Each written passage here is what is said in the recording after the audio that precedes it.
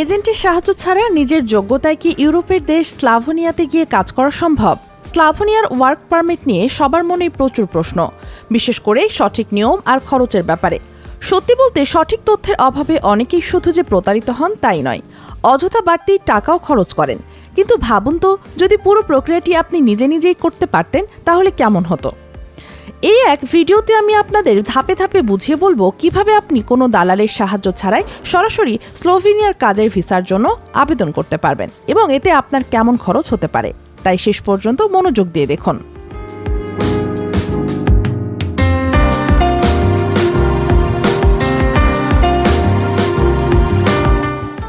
Slovenia ইউরোপের একটি সুন্দর এবং অর্থনৈতিকভাবে স্থিতিশীল দেশ। দেশটির নির্দিষ্ট কিছু খাতে যেমন নির্মাণ, শিল্প কারখানা এবং সেবা খাতে কর্মীরা চাহিদা রয়েছে। এ কারণে তারা কিছু ক্ষেত্রে বিদেশি কর্মীদের নিয়োগ দিয়ে থাকে।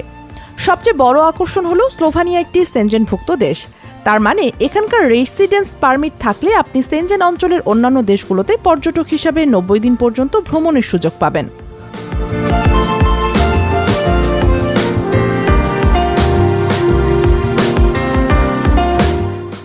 তবে মনে রাখবেন, এই পারমিট দিয়ে অন্য কোনো দেশে কাজ করার অনুমতি পাওয়া যায় না। আরেকটি গুরুত্বপূর্ণ বিষয় হলো, কাজের ভিসার জন্য বেশিরভাগ ক্ষেত্রে আইএলটিএস এর মতো কোনো ভাষা পরীক্ষায় সরকারি বাধ্যকতা নেই। তবে আপনার চাকরিদাতা প্রতিষ্ঠান আপনার ইংরেজি বা অন্য কোনো ভাষার দক্ষতা যাচাই করতে পারে। পুরো প্রক্রিয়াটা মূলত কয়েকটি ধাপে বিভক্ত। চলুন প্রতিটি ধাপ বিস্তারিতভাবে জেনে নিই। চাকরির খোঁজ এবং জব অফার নিশ্চিত করা, এটি সবচেয়ে গুরুত্বপূর্ণ এবং প্রথম ধাপ। এর জন্য কোনো এজেন্টের কাছে যাওয়ার প্রয়োজন নেই। আপনি বিভিন্ন অনলাইন জব পোর্টাল বা সরাসরি স্লোভেনিয়ার নামকরা কোম্পানিগুলোর ওয়েবসাইটে গিয়ে চাকরির জন্য আবেদন করতে পারেন। কোম্পানি আপনার যোগ্যতা যাচাই করে ইন্টারভিউর মাধ্যমে নির্বাচিত করলে তারা আপনাকে একটি আনুষ্ঠানিক জব অফার বা কাজের চুক্তিপত্র পাঠাবে। ওয়ার্ক পারমিট আবেদন। চুক্তিপত্র পাওয়ার পর আপনার এবং আপনার নিয়োগকর্তার মূল কাজ শুরু হয়। স্লোভেনিয়াতে এখন সিঙ্গেল পারমিট ব্যবস্থা চালু আছে, যেখানে ওয়ার্ক পারমিট এবং রেসিডেন্স পারমিট একসাথে আবেদন করা হয়। এই আবেদনটি আপনার পক্ষ থেকে আপনার কোম্পানি স্লোভেনিয়ার প্রশাসনিক ইউনিটে জমা দিতে পারে, অথবা কিছু ক্ষেত্রে আপনাকে দূতাবাসে জমা দিতে পারে।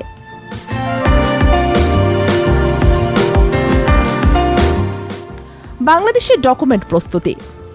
কোম্পানির কাছ থেকে অনুমোদনপত্র পাওয়ার পর আপনাকে বাংলাদেশ থেকে কিছু জরুরি কাগজপত্র প্রস্তুত করতে হবে, যেমন কমপক্ষে 1.5 বছর মেয়াদ সহ আপনার বৈধ পাসপোর্ট, আপনার পুলিশ ক্লিয়ারেন্স সার্টিফিকেট, কোম্পানির দেওয়া জব অফার এবং ওয়ার্ক পারমিটের অনুমোদন কপি, শিক্ষাগত যোগ্যতা ও কাজের অভিজ্ঞতা সনদ, যা ইংরেজিতে অনুবাদ ও নোটারি করা থাকতে হবে।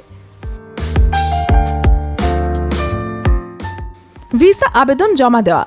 বাংলাদেশি নাগরিকদের স্লোভেনিয়ার ভিসার জন্য ভারতের নয়াদিল্লিতে অবস্থিত স্লোভেনিয়ার দূতাবাসে আবেদন জমা দিতে হবে।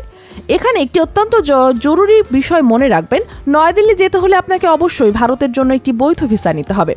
ভারতের ভিসা ছাড়া আপনি সেখানে প্রবেশ করতে পারবেন না। তাই স্লোভেনিয়ার ভিসার অ্যাপয়েন্টমেন্টের আগেই আপনাকে ঢাকায় অবস্থিত ভারতীয় হাই কমিশনে ভিসার জন্য আবেদন করতে হবে।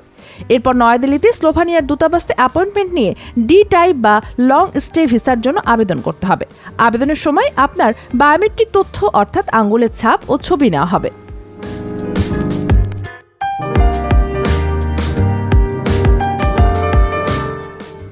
এবার আসা যাক সবচেয়ে গুরুত্বপূর্ণ প্রশ্নে, কত টাকা খরচ হতে পারে এবং বেতন কেমন পাওয়া যায়।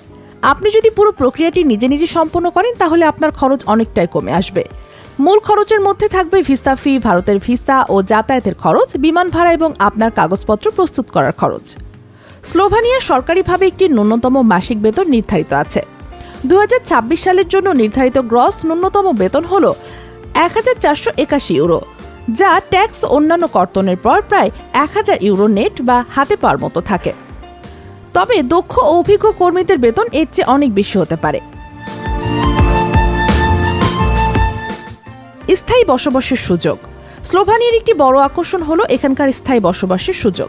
একটানা 5 বছর বৈধভাবে স্লোভেনিয়ার কাজ ও বসবাস করার পর আপনি স্থায়ী বসবাস বা পার্মানেন্ট রেসিডেন্সের জন্য আবেদন করার জন্য যোগ্য হতে পারেন।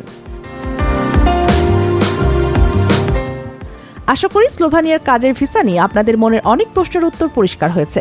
মনে রাখবেন, সঠিক তথ্য ও ধৈর্য থাকলে আপনি কোনো এজেন্টের সাহায্য ছাড়াই নিজে এই প্রক্রিয়াটি সম্পন্ন করতে পারেন। ভিসার নিয়মকানুন ও খরচ সবসময় পরিবর্তন হতে পারে, তাই যে কোনো পদক্ষেপ নেওয়ার আগে অবশ্যই নয়াদিল্লিতে অবস্থিত স্লোভানিয়ান দূতাবাসের অফিসিয়াল ওয়েবসাইট থেকে সর্বশেষ তথ্য যাচাই করে নেবেন। যদিও ভিডিওটি আপনাদের উপকারে এসে থাকে তাহলে আমাদের চ্যানেলটি সাবস্ক্রাইব করুন এবং ভিডিওটিতে একটি লাইক দিন।